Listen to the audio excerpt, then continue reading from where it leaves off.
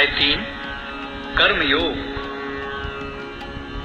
अर्जुन ने कहा, हे जनार्दन, हे केशव, यदि आप बुद्धि को सकाम कर्म से श्रेष्ठ समझते हैं तो फिर आप मुझे इस घोर युद्ध में क्यों लगाना चाहते हैं?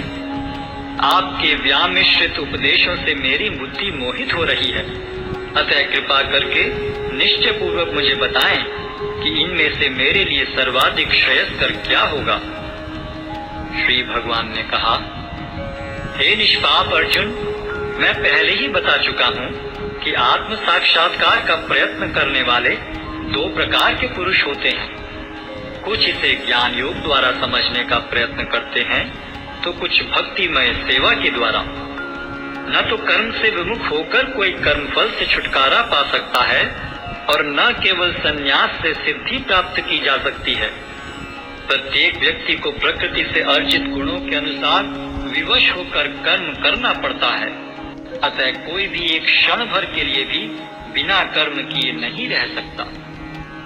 जो कर्मेंद्रियों को वश में तो करता है, किंतु जिसका मन इंद्रिय विषयों का चिंतन करता रहता है, वह निश्चित रूप से स्वयं को धोखा देता है और मिथ्याचारी कहलाता है। दूसरी ओर, यदि कोई निष्ठावान व्यक्ति अपने मन के द्वारा कर्मेंद्रियों को वश में करने का प्रयत्न करता है और बिना किसी आसक्ति के कर्म योग प्रारंभ करता है, तो वह अति उत्कृष्ट है। अपना नियत कर्म करो, क्योंकि कर्म न करने की अपेक्षा कर्म करना श्रेष्ठ है। कर्म के बिना तो शरीर निर्वाह भी नहीं हो सकता। श्री विष्णु के लिए यज्ञ रूप में कर्म करना चाहिए, अन्यथा कर्म के द्वारा इस भौतिक जगत में बंधन उत्पन्न होता है। अतः हे कुंती पुत्र, उनकी प्रसन्नता के लिए अपने नियत कर्म करो। इस तरह तुम बंधन से सदा मुक्त रहोगे। सृष्टि के प्रारंभ में समस्त प्राणियों के स्वामी ने विष्णु के लिए यज्ञ सहित मनुष्यों तथा देवताओं की संततियों को रचा और उनसे कहा, तुम इस यज्ञ से सुखी रहो, क्योंकि इसके करने से तुम्हें सुख पूर्वक रहने तथा मुक्ति प्राप्त करने के लिए समस्त वांछित वस्तुएं प्राप्त हो सकेंगी। यज्ञों के द्वारा प्रसन्न होकर देवता तुम्हें भी प्रसन्न करेंगे और इस तरह मनुष्यों तथा देवताओं के मध्य सहयोग से सबों को संपन्नता प्राप्त होगी।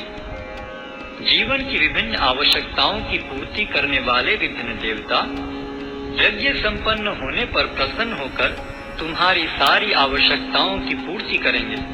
किंतु जो इन उपहारों को देवताओं को अर्पित किए बिना भोगता है, वह निश्चित रूप से चोर है।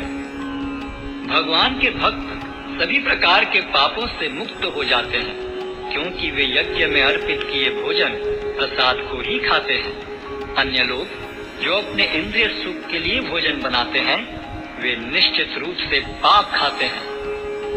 सारे प्राणी अन्न पर आश्रित हैं, जो वर्षा से उत्पन्न होता है। वर्षा यज्ञ संपन्न करने से होती है और यज्ञ नियत कर्मों से उत्पन्न होता है। वेदों में नियमित कर्मों का विधान है और ये वेद साक्षात श्री भगवान से प्रकट हुए हैं। फलतः सर्वव्यापी ब्रह्म यज्ञ कर्मों में सदा स्थित रहता है। हे प्रिय अर्जुन, जो मानव जीवन में इस प्रकार वेदों द्वारा स्थापित यज्ञ चक्र का पालन नहीं करता, वह निश्चय ही पाप में जीवन व्यतीत करता है। ऐसा व्यक्ति केवल इंद्रियों की तुष्टि के लिए व्यर्थ ही जीवित रहता है। किंतु जो व्यक्ति आत्मा में ही आनंद लेता है तथा जिसका जीवन आत्म साक्षात्कार युक्त है और जो अपने में ही पूर्णतया संतुष्ट रहता है, उसके लिए कुछ कारणीय कर्तव्य नहीं होता। स्वरूप सिद्ध व्यक्ति के लिए न तो अपने नियत कर्मों को करने की आवश्यकता रह जाती है, न ऐसा कर्म न करने का कोई कारण ही रह जाता है। उसे किसी अन्य जीव पर निर्भर रहने की आवश्यकता भी नहीं रह जाती। अतः कर्म फल में आसक्त हुए बिना मनुष्य को अपना कर्तव्य समझकर निरंतर कर्म करते रहना चाहिए, क्योंकि अनासक्त होकर कर्म करने से उसे पर ब्रह्म की प्राप्ति होती है। जनक जैसे राजाओं ने केवल नियत कर्मों को करने से ही सिद्धि प्राप्त की। अतः सामान्य जनों को शिक्षित करने की दृष्टि से तुम्हें कर्म करना चाहिए। महापुरुष जो जो आचरण करता है, सामान्य व्यक्ति उसी का अनुसरण करते हैं। वह अपने अनुसरणीय कार्यों से जो आदर्श प्रस्तुत करता है, संपूर्ण विश्व उसका अनुसरण करता है। हे प्रथापुत्र, तीनों लोकों में मेरे लिए कोई भी कर्म नियत नहीं है। न मुझे किसी वस्तु का अभाव है और न आवश्यकता ही है, तो भी मैं नियत कर्म करने में तत्पर रहता हूँ। क्योंकि यदि मैं नियत कर्मों को सावधानी पूर्वक न करूं, तो हे पार्थ, यह निश्चित है कि सारे मनुष्य मेरे पथ का ही अनुगमन करेंगे। यदि मैं नियत कर्म न करूं, तो ये सारे लोग नष्ट हो जाएंगे। तब मैं अवांछित जन समुदाय को उत्पन्न करने का कारण हो जाऊंगा और इस तरह संपूर्ण प्राणियों की शांति का विनाशक बनूंगा। जिस प्रकार अज्ञानी जन फल की आसक्ति से कार्य करते हैं, उसी तरह विद्वान जनों को चाहिए कि वे लोगों को उचित पथ पर ले जाने के लिए अनासक्त रहकर कार्य करें। विद्वान व्यक्ति को चाहिए कि वह सकाम कर्मों में आसक्त अज्ञानी पुरुषों को कर्म करने से रोके नहीं, ताकि उनके मन विचलित न हो, अपितु भक्ति भाव से कर्म करते हुए वह उन्हें सभी प्रकार के कार्यों में लगाएं, जिससे कृष्ण भावनामृत का क्रमिक विकास हो। जीवात्मा अहंकार के प्रभाव से मोहग्रस्त होकर अपने आप को समस्त कर्मों का कर्ता मान बैठता है, जबकि वास्तव में वे प्रकृति के तीनों गुणों द्वारा संपन्न किए जाते हैं। हे महाबाहो, भक्ति भाव में कर्म तथा सकाम कर्म के भेद को भली भांति जानते हुए जो परम सत्य को जानने वाला है, वह कभी भी अपने आप को इंद्रियों में तथा इंद्रिय तृप्ति में नहीं लगाता।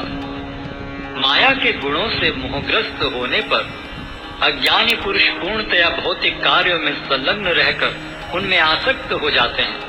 यद्यपि उनके ये कार्य उनमें ज्ञानाभाव के कारण अधम होते हैं, किंतु ज्ञानी को चाहिए कि उन्हें विचलित न करे। अतः हे अर्जुन, अपने सारे कार्यों को मुझ में समर्पित करके मेरे पूर्ण ज्ञान से युक्त होकर लाभ की आकांक्षा से रहित, स्वामित्व के किसी दावे के बिना तथा आलस्य से रहित होकर युद्ध करो। जो व्यक्ति मेरे आदेशों के अनुसार अपना कर्तव्य करते रहते हैं और ईर्ष्या रहित होकर इस उपदेश का श्रद्धा पूर्वक पालन करते हैं, वे सकाम कर्मों के बंधन से मुक्त हो जाते हैं। किंतु जो ईर्ष्यावश इन उपदेशों की उपेक्षा करते हैं और इनका पालन नहीं करते, उन्हें समस्त ज्ञान से रहित, दिग्भ्रमित तथा सिद्धि के प्रयासों में नष्ट भ्रष्ट समझना चाहिए। ज्ञानी पुरुष भी अपनी प्रकृति के अनुसार कार्य करता है, क्योंकि सभी प्राणी तीनों गुणों से प्राप्त अपनी प्रकृति का ही अनुसरण करते हैं। भला दमन से क्या हो सकता है? प्रत्येक इंद्रिय तथा उसके विषय से संबंधित राग द्वेष को व्यवस्थित करने के नियम होते हैं। मनुष्य को ऐसे राग तथा द्वेष के वशीभूत नहीं होना चाहिए, क्योंकि ये आत्म साक्षात्कार के मार्ग में अवरोधक है। अपने नियत कर्मों को दोषपूर्ण ढंग से संपन्न करना भी अन्य के कर्मों को भली भांति करने से श्रेयस्कर है। स्वीय कर्मों को करते हुए मरना पराये कर्मों में प्रवृत्त होने की अपेक्षा श्रेष्ठतर है, क्योंकि अन्य किसी के मार्ग का अनुसरण भयावह होता है। अर्जुन ने कहा, हे वृष्णिवंशी, मनुष्य न चाहते हुए भी पाप कर्मों के लिए प्रेरित क्यों होता है? ऐसा लगता है कि उसे बलपूर्वक उनमें लगाया जा रहा हो। श्री भगवान ने कहा, हे अर्जुन, इसका कारण रजोगुण के संपर्क से उत्पन्न काम है, जो बाद में क्रोध का रूप धारण करता है और जो इस संसार का सर्वभक्षी पापी शत्रु है। जिस प्रकार अग्नि धुएं से, दर्पण धूल से अथवा भ्रूण गर्भाशय से आवृत रहता है, उसी प्रकार जीवात्मा इस काम की विभिन्न मात्राओं से आवृत रहता है। इस प्रकार ज्ञान में जीवात्मा की शुद्ध चेतना उसके काम रूपी नित्य शत्रु से ढकी रहती है, जो कभी भी तुष्ट नहीं होता और अग्नि के समान जलता रहता है। इंद्रियां, मन तथा बुद्धि इस काम के निवास स्थान है। इनके द्वारा यह काम जीवात्मा के वास्तविक ज्ञान को ढककर उसे मोहित कर लेता है। इसलिए हे भरतवंशियों में श्रेष्ठ अर्जुन, प्रारंभ में ही इंद्रियों को वश में करके इस पाप के महान प्रतीक काम का दमन करो और ज्ञान तथा आत्म साक्षात्कार के इस विनाशकर्ता का वध करो। कर्मेंद्रियां जड़ पदार्थों की अपेक्षा श्रेष्ठ है। मन इंद्रियों से बढ़कर है, बुद्धि मन से भी उच्च है और वह आत्मा बुद्धि से भी बढ़कर है।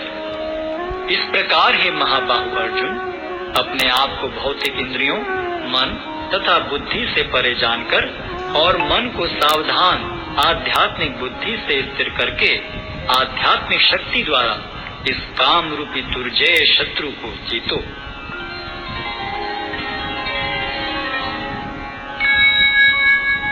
कृपया अगला भाग का इंतजार करें और मेरे चैनल को सब्सक्राइब करें।